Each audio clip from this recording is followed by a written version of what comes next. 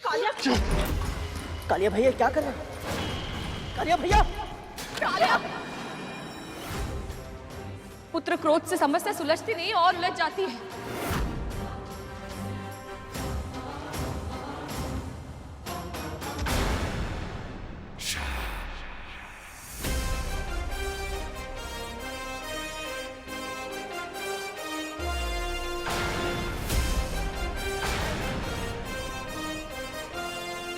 मां पर आक्रमण करने की भूल मत करना।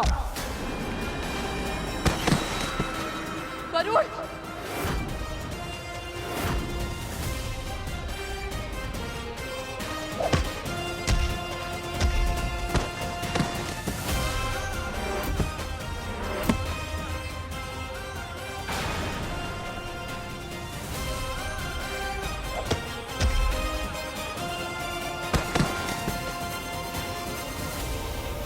रुक जा गरुड़!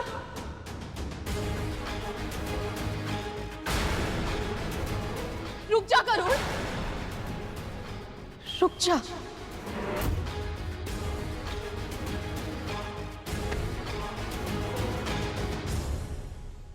मां ने पुकार लगाई और जाकर छुप गया आंचल के पीछे। साहस है तो फिर से हाथ कर। एक शब्द और नहीं। पहले तू मुझे लज्जित कर चुका है, अब क्या मेरा शीश लज्जा से झुकाएगा तू?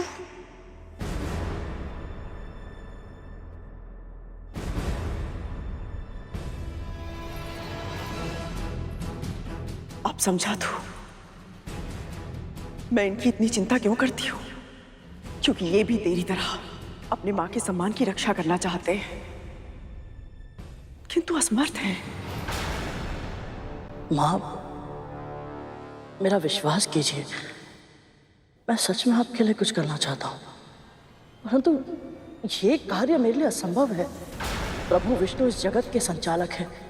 यदि उन्होंने किसी को अमृत दिया है, किसी को नहीं, तो इसके पीछे अवश्य ही कोई विशेष कारण होगा। मां, हम ऐसा कुछ नहीं कर सकते जिससे इस सृष्टि का संतुलन बिगड़ जाए।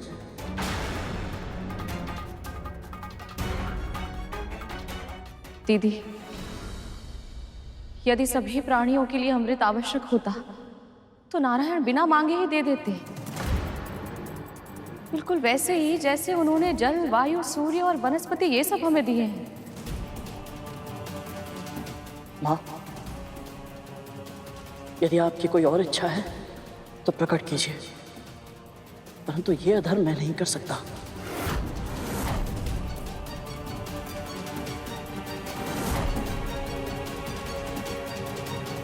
मुझे क्षमा करें। गरुड़ और विंता मां से जैसी आशा थी, उन्होंने वैसा ही उत्तर दिया प्रभु। मुझे भी दृढ़ विश्वास था कि चाहे जो कुछ भी हो जाए, पर गरुड़ कभी अधर्म का मार्ग नहीं चुनेगा। जब तक ना खोने की आशंका, ना पाने की आशा, तब तक चुनाव सरल ही होता है देव। देखना तो ये कि जब दांव पर अमृत से भी कुछ बड़ा, तब गरुड़ अपना चुनाव बदलेगा या नहीं। अमृत से भी बड़ा? हाँ प्रभु, अमृत से बढ़कर क्या हो सकता है? धैर्य, धैर्य रखना होगा आप दोनों को। मैंने पहले भी कहा था, विधि के विधान को घटते हुए देखने के लिए प्रतीक्षा करनी होगी आपको।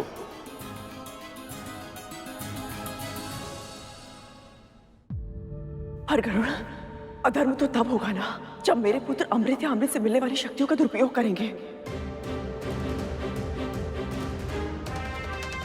मैं तुम्हें वचन देती हूं, ऐसा कभी कुछ नहीं होगा। देवताओं की तरह वो भी केवल अपनी सुरक्षा के लिए उपयोग करेंगे उसे।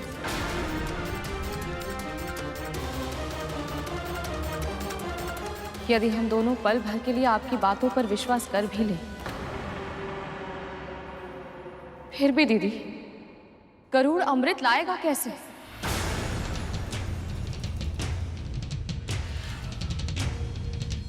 राहु ने छल से अमृत लाने का प्रयास किया था तो प्रभु विष्णु ने उसकी क्या दशा की थी? आज उसका सर और धड़ ब्रह्मांड में राहु और केतु बनकर भ्रमण कर रहे हैं। आपके पुत्रों ने बल से अमृत छीनने का प्रयास किया था तो उस युद्ध का परिणाम क्या हुआ था?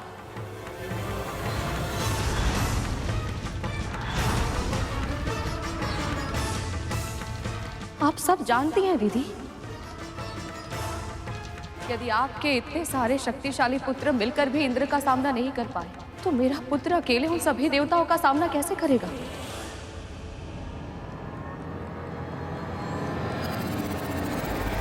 तो अंत में देवी विंता भूल कर ही बैठी। इन्हें यह नहीं कहना चाहिए था। ऐसा क्यों प्रभु? जिस पल देवी विंता ने पल भर के लिए कद्रू की बातों पर विश्वास करने की बात कही, उस समय इन्होंने बहुत बड़ी भूल कर दी। अब तक इनका विश्वास एक पहाड़ की तरह अटल था, पर अब इनकी ये बात उस पहाड़ में दरार बन जाएगी और अवसरवादी कद्रू इस दरार को खाई में बदलने में कोई कमी नहीं छोड़ेगी। तो फिर अब क्या होगा प्रभु?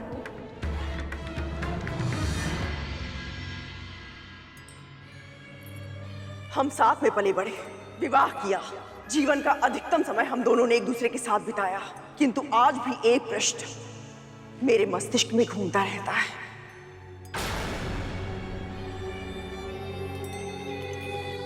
तू इतनी भोली है या भोली होने का स्वांग रच रही है?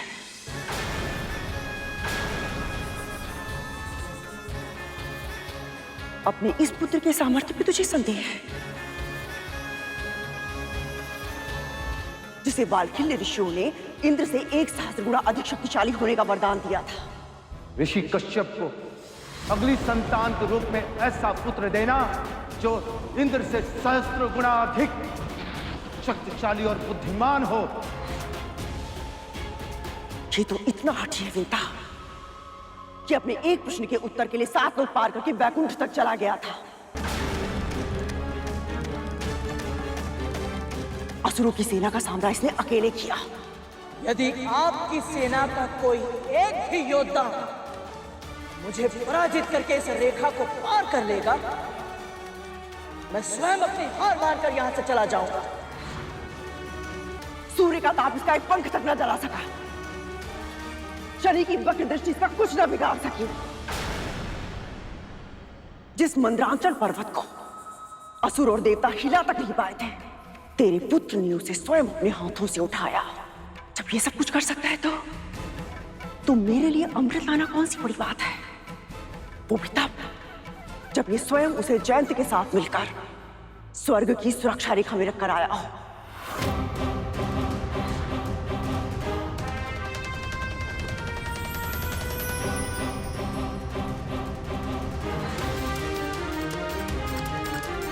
सत्य तो यह है विंता, यदि तेरा पुत्र एक बार ठान ले तो संसार का कोई भी ऐसा कार्य नहीं है जिसे करने में वो सक्षम ना हो।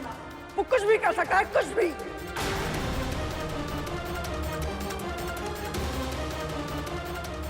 प्रभु, कद्रू गरुड़ को धर्म के मार्ग से भटकाने का पूर्ण प्रयास कर रही है। आज अपनी इच्छा पूर्ति के लिए सही,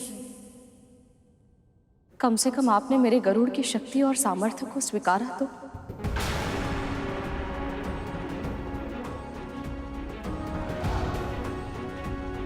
वो सब मैं इसलिए कर पाया था क्योंकि मेरे साथ मेरी माँ के आशीर्वाद की शक्ति थी।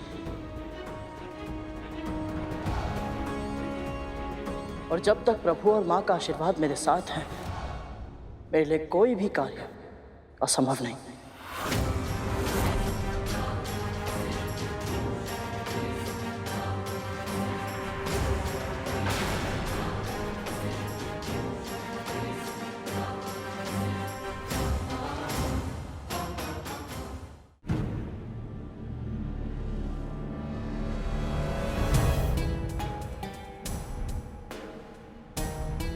प्रभु, मां विंता और गरुड़ तो सही कह रहे हैं, तो फिर आप इतने निराश क्यों हैं? क्योंकि गरुड़ ने जो कहा वो इसे नहीं कहना चाहिए था। जब तक वह इस तर्क पर अड़िग थे कि वह अधर्म के मार्ग पर नहीं चलेगा, तब तक स्थिति उसके नियंत्रण में थी। पर अब इसने देवी कद्रू को शब्द जाल से निकलने के लिए अस्त्र प्रदान कर दिया। और यदि देवी कद्रू इसे किसी तरह बाध्य कर दे तो ये मां का आशीर्वाद लिए बिना भी देवी कद्रू की इच्छा पूरी करने के लिए विवश हो जाएगा। प्रभु, मुझे ऐसा क्यों लग रहा है कि ये लीला आप स्वयं रच रहे हैं और इसे साकार होते हुए देख आप मन ही मन प्रसन्न हो रहे हैं।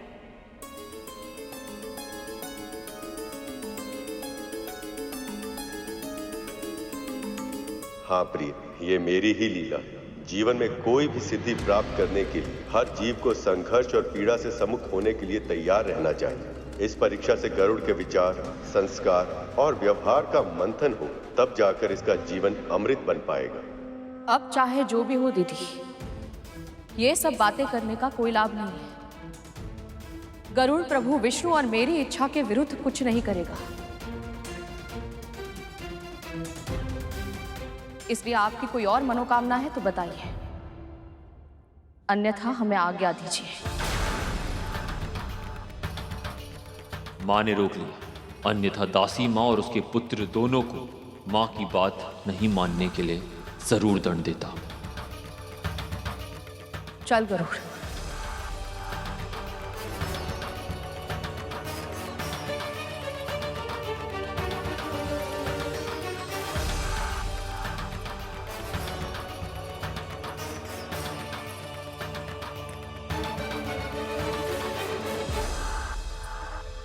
तू ऐसे नहीं जा सकता गरुड़, तू मुझे छोड़कर ऐसे नहीं जा सकता। अमृत की स्वप्न दिखाकर तू पांव पलट कर नहीं जा सकता गरुड़। रुक जा गरुड़। स्मरण कर, मेरी इच्छा पूरी करने का विचार तेरे मन में अपने आप आया था, और मन का विचार ईश्वर का स्वर होता है। हो सकता है प्रभु विष्णु भी यही चाहते कि तू मेरी मनोकामना पूर्ण करे।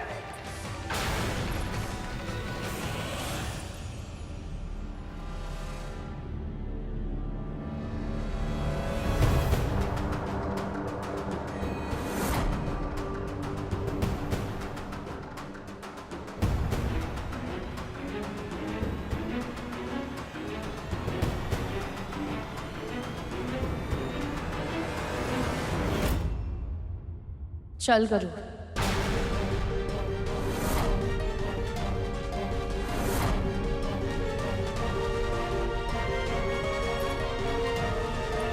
रुक।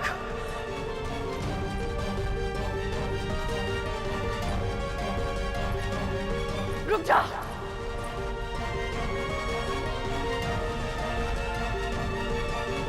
बस एक बार ये मेरी इच्छा पूरी कर दे,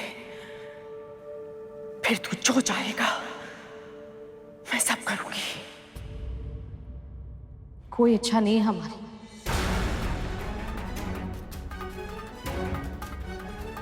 कुछ नहीं चाहिए हमें। मां को इतना बेबस आज से पहले कभी नहीं देखा। चल गरुड़।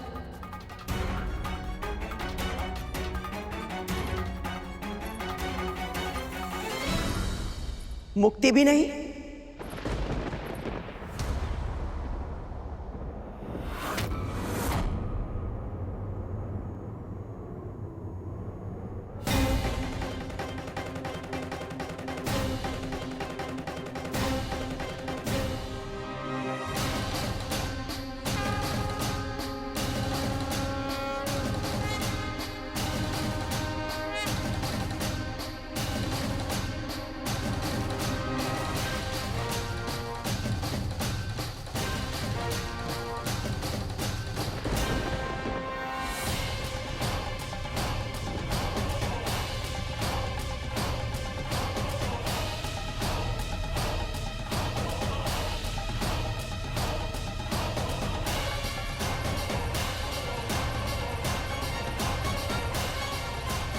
क्या कहा आपने अभी?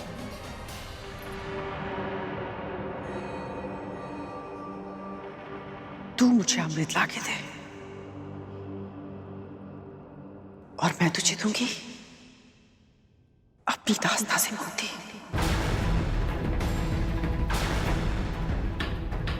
जिस पल तू मेरे नेत्रों के समक्ष अमृत लाकर रखेगा, बस उसी पल तुझे और तेरी मां को अपनी दास्ता के बंधन से सदैव सदैव के लिए मुक्त कर दूंगी मैं।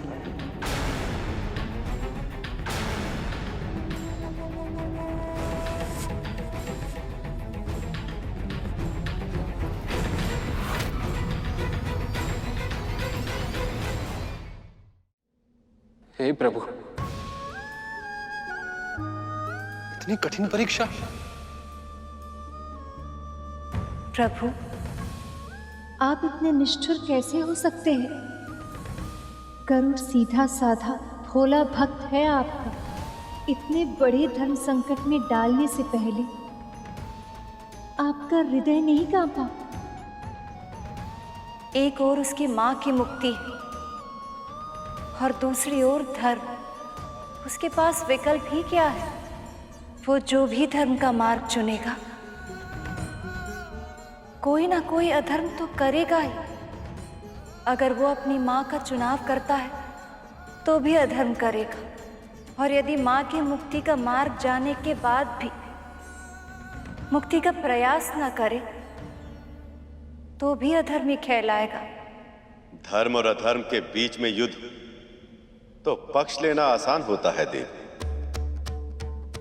असली परीक्षा तभी होती जब धर्म और अधर्म के बीच की रेखा धूमिल हो जाए और उचित मार्ग चुनना कठिन हो जाए। यदि भविष्य में गरुड़ को मेरा वाहन बनना है तो उसे इस अग्नि परीक्षा से गुजरना ही होगा।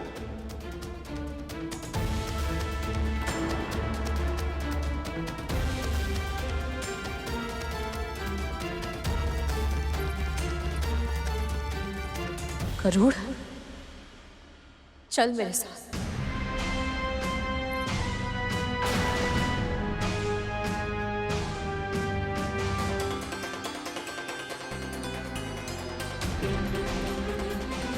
जब से तेरा जन्म हुआ है तेरी बस एक ही इच्छा है। कोई इच्छा नहीं है तेरी। अपनी मां की मुक्ति। नहीं चाहिए मुक्ति मुझे। आज तेरे सामने वो अवसर है कि तू अपनी हर इच्छा पूरी कर सकता है, अपनी मां को हर बंधन से मुक्त करवा सकता है। बस एक बार मुझे अमृत कलश लाके दे दे। बोल, करेगा ना ये कार्य अपनी मां के लिए?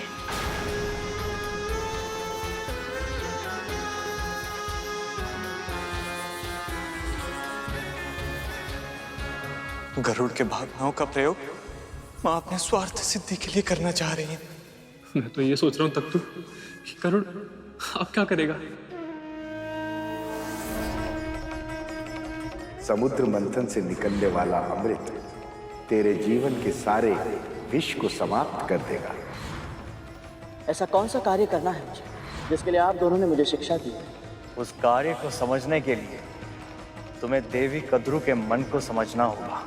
जाओ पूछो उनसे कि उनके मन की सबसे बड़ी इच्छा क्या है।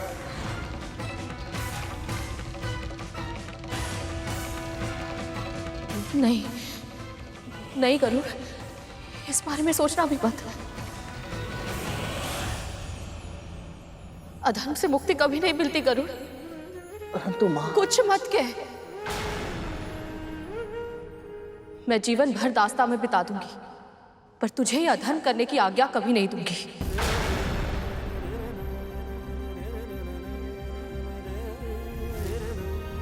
अनेक बार मुझे भावुक करके, भ्रमित करके, नियंत्रित करके अपनी इच्छा मनवा चुकी है आप, पर अपने पुत्र के जीवन के साथ फिर से ये खेल मैं आपको कभी नहीं खेलने दूंगी।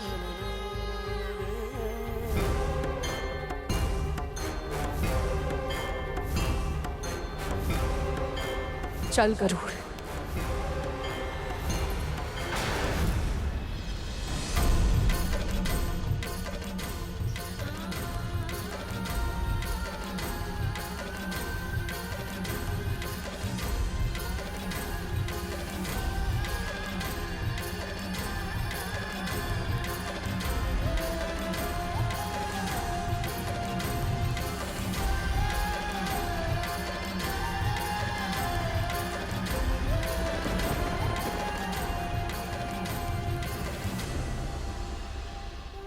क्षमा करना माँ, किंतु आपको दास्ता से मुक्त कराने हेतु यदि मुझे आपके विरुद्ध भी जाना पड़े तो मुझे स्वीकार है।